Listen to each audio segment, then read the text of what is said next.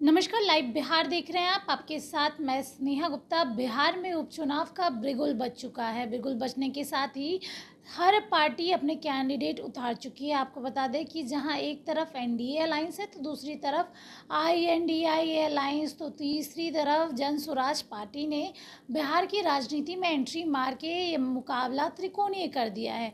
लेकिन आज हम आपको बताने जा रहे हैं कि इन 4 सीटों पर यानी कि तरारी, रामगढ़, बेलागंज और इमामगंज में किस तरीके से परिवारवाद की झलक दिखाई जा रही है। आपको बता दें कि किसी सीट पे किसी वरिष्ठ नेता का बेटा है, किसी की बहू है, और इन सारे लोगों की जो प्रतिष्ठा है अब वो दांव पे लगी हुई है। जहां एक तरफ किसी की बहू ने राजनीति में एंट्री मार दी है तो किसी के बेटे ने और किसी के पुत्र ने। हम सीधे तौर पे आपको बताएंगे कि इन 4 सीटों पे कौन कौन से उम्मीदवार हैं और किस तरीके से परिवारवाद बिहार की राजनीति में ख़त्म होने का नाम ही नहीं ले रहा।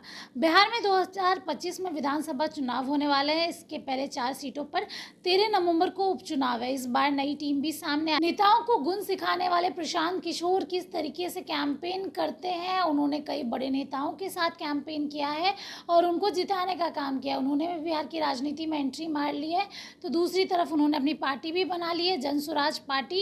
ये मुकाबला त्रिकोणीय हो गया है। आपको बता दें कि 4 उम्मीदवार किस तरीके से परिवारवाद की झलक सामने आ रही है। बेलागंज, इमामगंज, तरारी और रामगढ़ में उपचुनाव है। परिवारवाद की के साए से कोई भी सीट नहीं बच सकी है। बेलागंज में आरजेडी के सांसद सुरेंद्र यादव के पुत्र विश्वनाथ यादव अपने पिता की विरासत बचाएंगे। इमामगंज में हम पार्टी के सुप्रीमो और पूर्व मुख्यमंत्री जीतन राम मांझी की बहू दीपा मांझी को टिकट दिया गया है। अब देखना होगा उन्हीं के गढ़ में वो कैसे अपनी प्रतिष्ठा बचाती है। तरारी में पूर्व विधायक और हाल ही में बीजेपी में शामिल हुए सुनील पांडे के पुत्र को टिकट दिया गया। आपको याद होगा कि इसी सीट को लेकर लगातार आर लोजपा मांग कर रही थी और सुनील पांडे के लिए ही मांग कर रही थी। लेकिन जैसे ही सुनील पांडे ने पाला बदला और भारतीय जनता पार्टी में आ गए तो उनके पुत्र को टिकट दिया गया। उनका पुत्र का नाम है विशाल प्रशांत।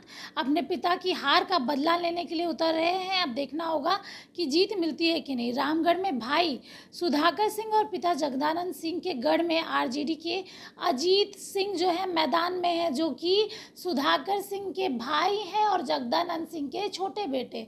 तो सीधे तौर पर आप देख लीजिए इन चारों सीट की अगर हम बात कर रहे हैं तो चारों सीट पर परिवारवाद की झलक कैसे दिखाई दे रही है।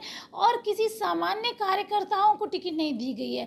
या तो कोई किसी का बेटा है, कोई किसी का भाई है, या तो कोई किसी की बहू है। आपको बताया इमामगंज की अगर हम बात करें तो इमामगंज जो है वो हॉट सीट इसलिए भी है क्योंकि जीतन राम मांझी का गढ़ है और साथ में जीतन राम मांझी केंद्र में मंत्री भी बन चुके हैं और सांसद भी बन चुके हैं। उन्होंने ये सीट के लिए जो अपने उम्मीदवार है अपनी बहू को बनाया, दीपा मांझी, जो कि संतोष सुमन की पत्नी है। और कड़ा मुकाबला देखने को मिलेगा जेडीयू की ओर से। अगर हम बात करें बेलागंज की सीट पर तो मनोरमा देवी है, आरजेडी के विश्वनाथ सिंह यादव और जन स्वराज के खिलाफत हुसैन। बेलागंज में सुरेंद्र यादव ने अपने पुत्र को टिकट दिया है और उनके पुत्र जो है वो चुनाव लड़ेंगे। यहाँ से आरजेडी के सुरेंद्र यादव विधायक भी रहे हैं।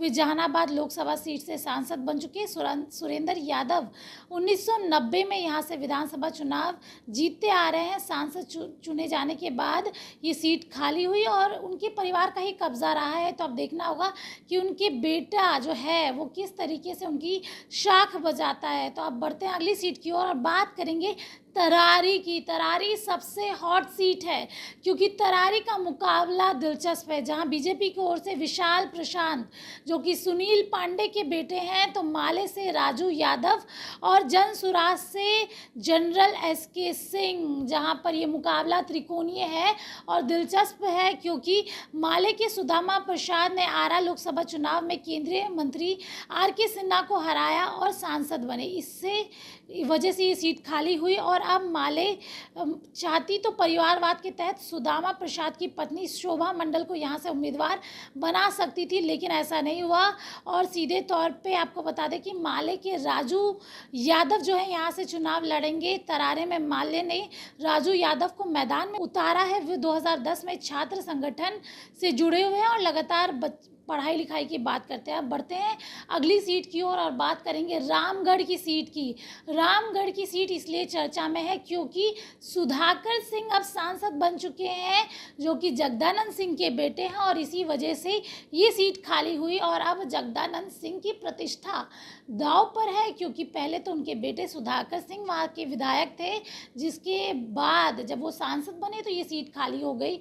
अब देखना होगा कि अजीत सिंह कैसे जीतते हैं। बीजेपी ने यहाँ पर मौका दिया है अशोक कुमार सिंह को।